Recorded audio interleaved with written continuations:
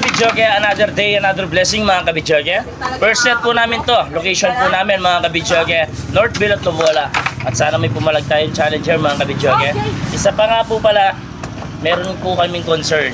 Sa mga magre-rent po sa amin, sumunod po sana tayo sa oras.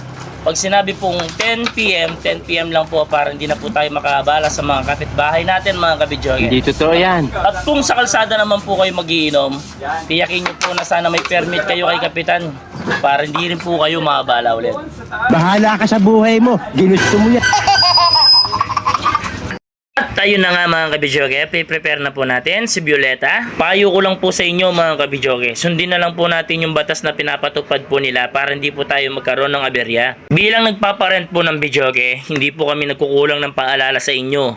At hindi rin naman po namin kayo pinangungunahan. Yung amin lang po dito, concern lang po kami sa inyo. At ayaw po namin masira ang okasyon nyo dahil lang po sa paglabag sa batas. Muli po, maraming salamat po sa mga regular customer namin at sa mga nagre-recommend po sa amin lagi. Yo, what's up mga kabidyoke? Pumalag po ang ating first challenger. Location po natin North Bilot, Lobola mga kabidyoke. At ang ating first challenger is si Boy Losada. Bigla sa'yo, sir. Taga Iloilo po itong ating challenger. Renz Verano. Galingan pang ulo.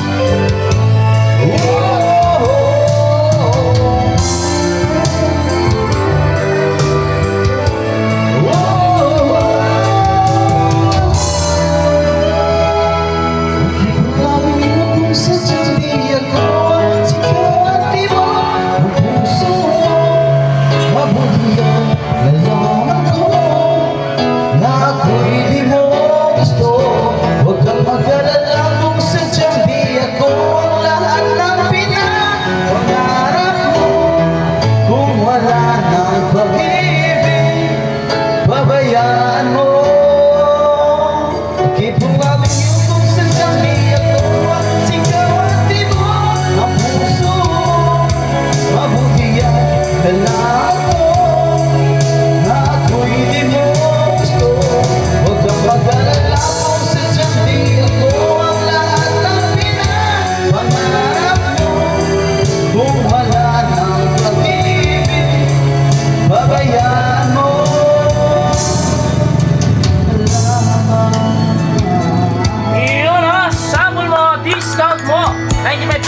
high score mga kabidyoke.